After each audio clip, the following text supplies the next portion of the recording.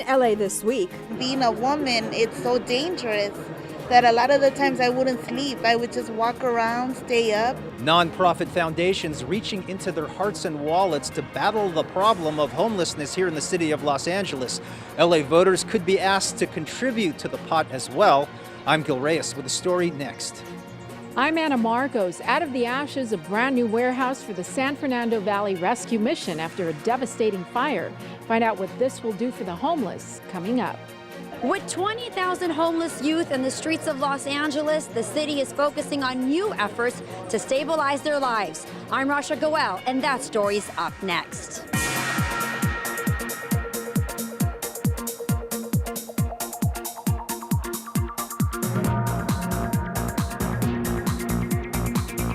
Hello and welcome to LA This Week. Thanks for joining us. I'm Yana Kay. A generous grant is expected to provide relief to LA's homelessness epidemic, but it won't be enough. As Gil Reyes reports, city leaders are considering a number of funding options to build more housing for the homeless.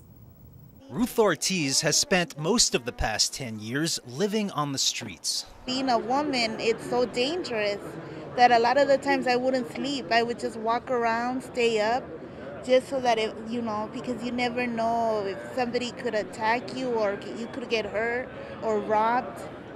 So this is a huge step up and a huge blessing. Ortiz received a break recently when she was chosen to live in New Genesis Apartments, a 106-unit permanent supportive housing complex in downtown, managed by the Skid Row Housing Trust. Ortiz is one of the lucky ones. Not so lucky are so many others. An estimated 47,000 homeless people live in Los Angeles County, a number that has increased in recent years. We have a severe shortage of affordable housing. That's why Antonia Hernandez and her California Community Foundation have partnered with other nonprofits to provide $16 million in grants and funds to build more permanent supportive housing. Permanent supportive housing is more than just a roof over your head. Homes like these provide health care, job placement, and other services aimed at keeping people off the streets for good. LA city leaders say they could soon be asking us, the taxpayers, to contribute to the cause. But we're exploring everything from looking at sales tax to a millionaire's tax to a tax on medical marijuana, a tax on billboards.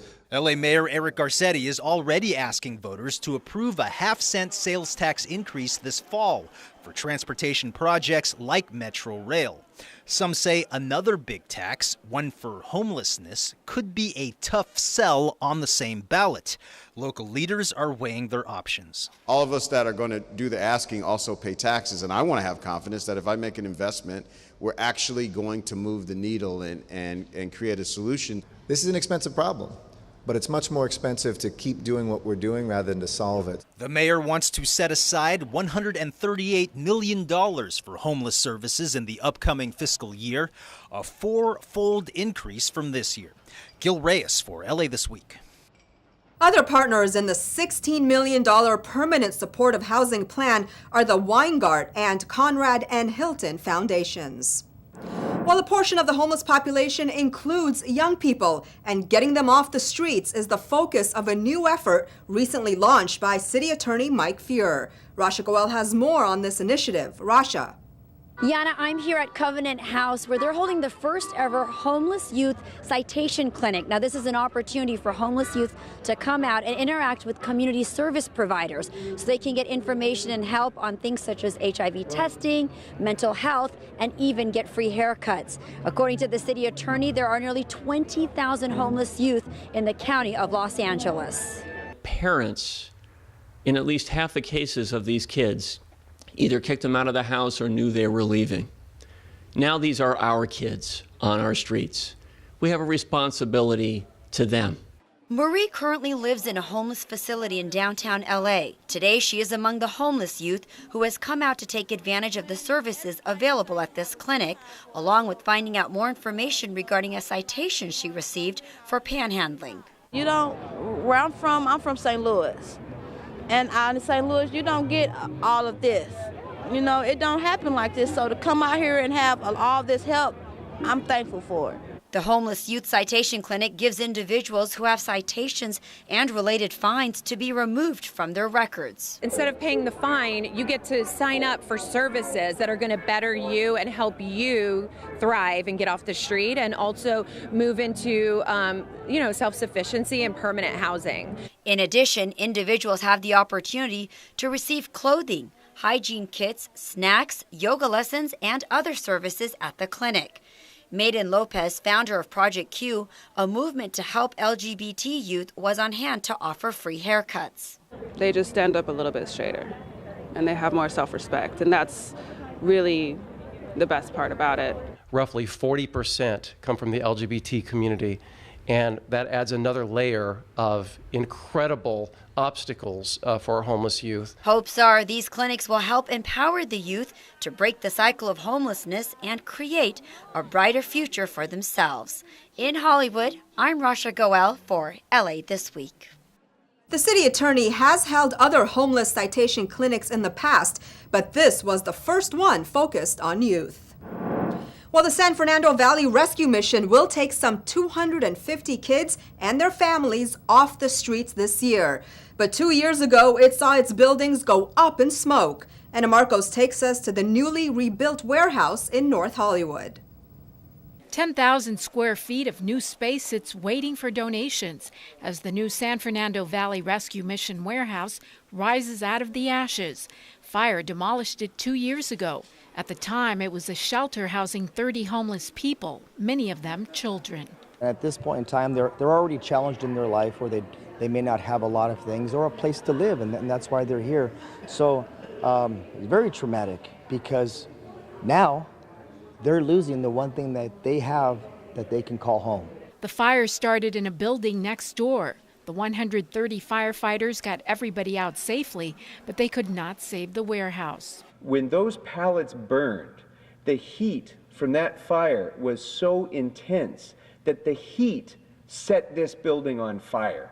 That's how intense this inferno was. And now a new chapter for the mission. It has opened a new 90-bed shelter in Northridge, as well as this warehouse in North Hollywood. The truth is, we have a large homeless population here right now. They need our services. They need our help. The clothes and goods that you see here will be put to several uses. First, they help clothe the homeless, and they are used to stock the mission's thrift stores, which help pay for all the homeless services. Here's one example of how donated clothes can make a difference. Last week, we employed 2 people, or helped 2 people get employment, and they came to through our shower program, came in, took a shower, got suited up, went to their job interviews, and got the jobs. 2 lives changed thanks to a suit of clothes. And now this warehouse sits ready to help change a lot more lives. I'm Anna Marcos for LA This Week. A new census shows the San Fernando Valley has seen a 35% rise in homelessness since last year. But Councilmember Paul Krikorian says that could be because officials have found newer and better ways to count the homeless. Well, we finally have a winner in the contest to determine who will renovate downtown's Pershing Square. Expect a much warmer vibe at the park when the revamp is completed. Gil Reyes has more from Pershing Square. Gil. That is right, Yana. After more than 50 international submissions, you are looking right over here at the winner, tasked with the duty of transforming the city of LA's oldest park. Much of the old, drab concrete in downtown's 150-year-old park is expected to be history soon. Our goal is to once again create a great, open, and inviting public space. Downtown Councilman Jose Huizar helps unveil the winning look in the Pershing Square Redesign contest. The winners, a firm called Agence Terre, based in Paris, has big plans, like replacing the park's concrete with a rectangular lawn facing the Biltmore Hotel. Expect outdoor movie screenings here and other special events. The team also plans to slice off the top of Pershing Square's parking garage to create a continuously flat surface. On that surface, a walkable moonlight garden and other themed gardens to stroll through. Agence Terre will open an office here in downtown, so the entire design team will always be locally present. An 8-month contest with dozens of competing firms came down to 10 companies and finally just 4.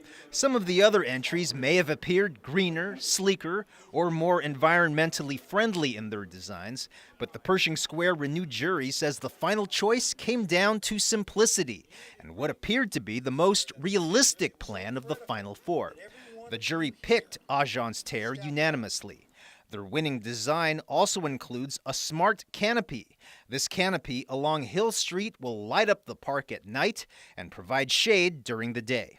This is an example of where we should look back at this process and say, how can we continue to repeat this across a lot of the parks across the city? A date to start construction has not been determined, but Councilman Huizar hopes to have a new Pershing Square unveiled to the public in 2019.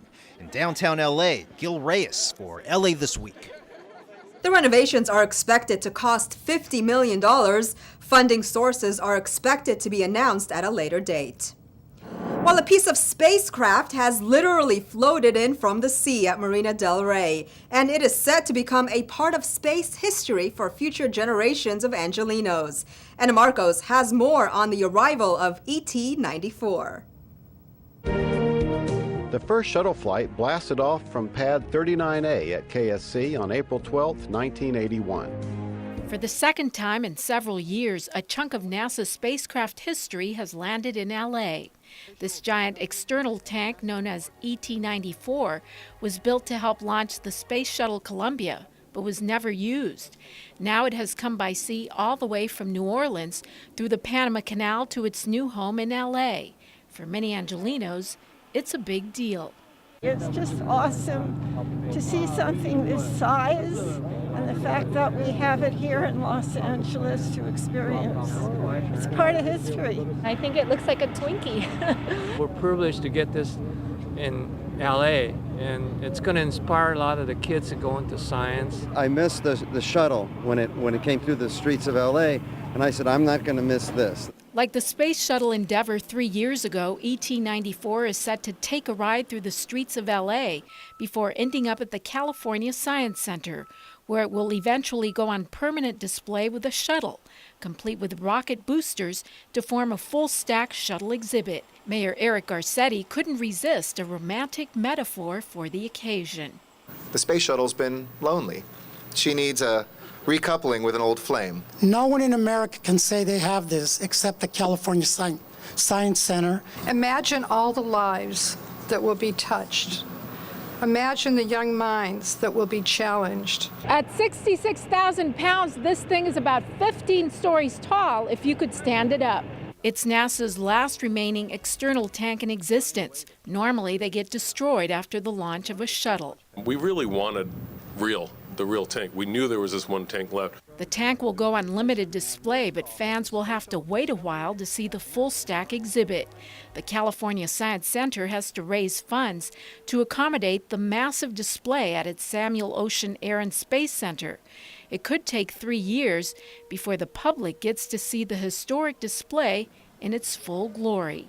I'm Ana Marcos for LA This Week. The California Science Center is now halfway to its $250 million goal. Anyone who wants to help fund the full-stack shuttle exhibit can text ET94 to 41444 to donate. Well, thousands of Prince fans turned out for a free concert to honor the late musician's life. Gil Reyes has more from the celebration in downtown.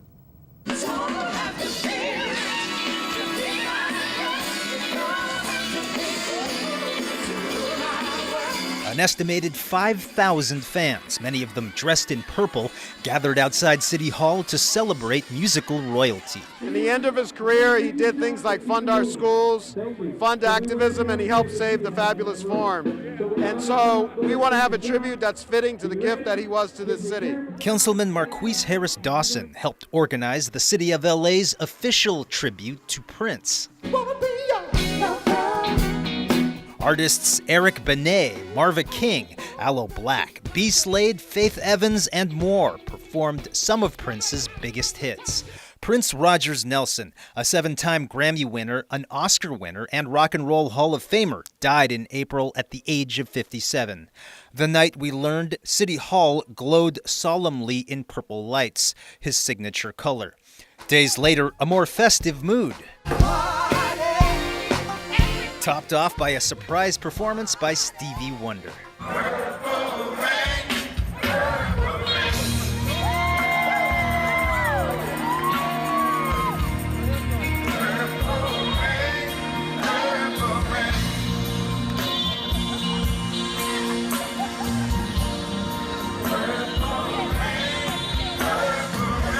At City Hall, Gil Reyes for LA This Week. Stevie Wonder told the crowd, quote, "What an incredible life and legacy he gave us." Well, free food, free R&R, and free academic and job opportunities are part of the plan in the Get Summer program. Anna Marcos has more on the joint effort created just for teens by city and YMCA officials. All right, so let's get summer. It's a solution to what city leaders call the summer melt, which affects so many LA teens. They become less physically active, they fall behind academically, and it results in about 10 to 20% of students returning to class at a lower academic place than where they ended. The new Get Summer program aims to freeze that melt. Teens will get to grab a big chunk of summer opportunities as the YMCA of LA teams up with the city. All 26 YMCA branches in LA will be open for free in June and July to teens between 12 and 17. Thousands of teenagers, maybe even tens of thousands of teenagers throughout metropolitan Los Angeles can take Pilates classes, use the pool, shoot hoops without spending a single dime. There will also be free lunches from the LA School District, but this won't be all fun and games. Free academic help and free job opportunities are also part of the program. These young people are about to report to work for their first job. I don't know how many of you here know how important it is to have your first job, but I recall my first job was in the summer, and it was a recreational aide. That was the first time I got a paycheck, and I was one of 7 children. I can't tell you how proud I felt. Some students have already taken advantage of what the YMCA offers. Thanks to the YMCA, I have been able to break out of my shell and become a much more confident person and much more involved in my community. We are building a Los Angeles in which parents don't have to worry in the summertime. Where's my kid? What is she doing? What is he doing? Where are they at? And of course, parents won't have to worry whether their kids are learning or not. We are on an irreversible equity mission towards 100% graduation. And the other mission, to stop summer melt dead in its tracks, has begun. I'm Anna Marcos for LA This Week. Mayor Eric Garcetti aims to create 15,000 jobs for youth this summer. That's 5,000 more jobs than were created last summer. Well, officers at the LAPD's Wilshire area station recently dedicated a gift for the community's children that will help their imagination soar. Rich Samuels explains. It might make me a little bit smarter because I like to read books.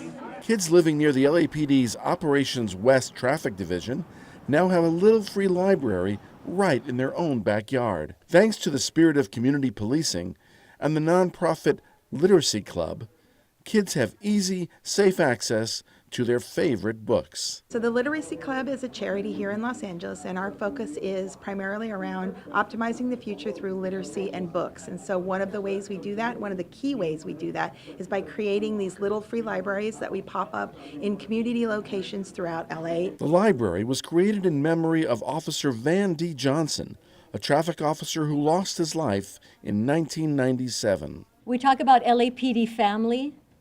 We need to always practice what we preach in that, and that's our physical presence here and now, remembering anniversary dates, and remembering ways in which we can allow memories and legacies to live on. Okay, what do we got here? Let's see. Dr. Seuss once wrote, "The more that you read, the more things you will know. The more that you learn, the more places you'll go." Thanks to the LAPD, kids have a new place to launch their adventures. This is Rich Samuels for LA This Week.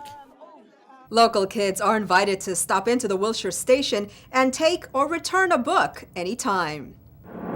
Well, bump outs, curb ramps, pedestrian-activated crosswalks, it may all sound like street improvement lingo, but it also means safer streets for both kids and residents along a busy intersection in Silverlake. And Marcos takes us there.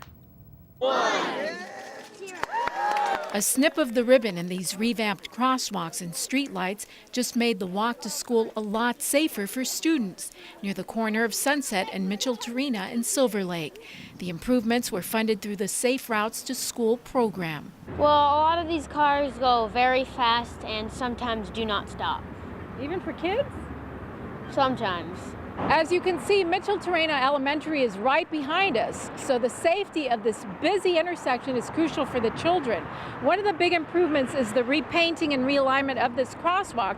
It used to end up right here on this driveway, which made it very dangerous, but now it's been moved over with ADA ramps added for the disabled. Yeah, they changed the crosswalk so it would be safer now.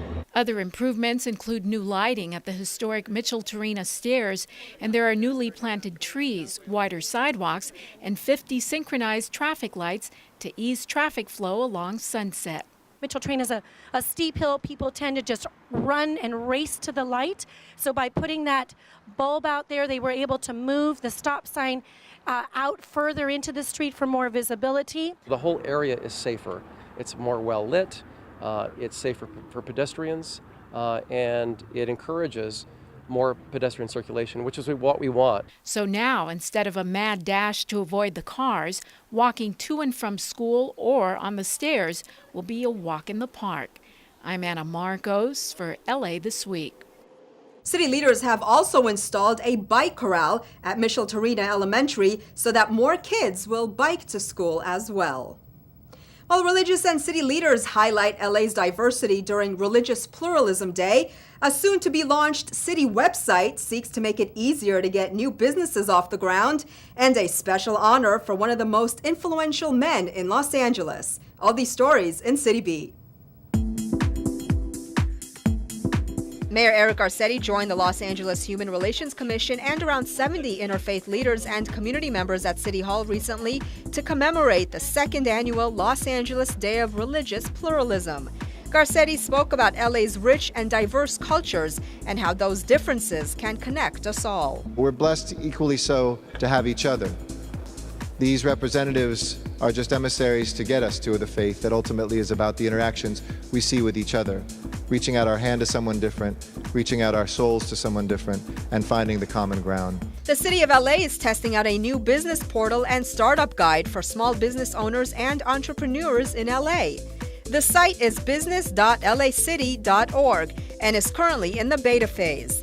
The portal is a new resource that's being developed to help business owners navigate registration processes, permits, and resources from one location. The official launch is scheduled for September. Los Angeles City Council member Jose Huizar joined the Hirsch family, former City Controller Wendy Gruhl, and others to dedicate 9th and Los Angeles streets in downtown LA's fashion district as Stanley Hirsch Square.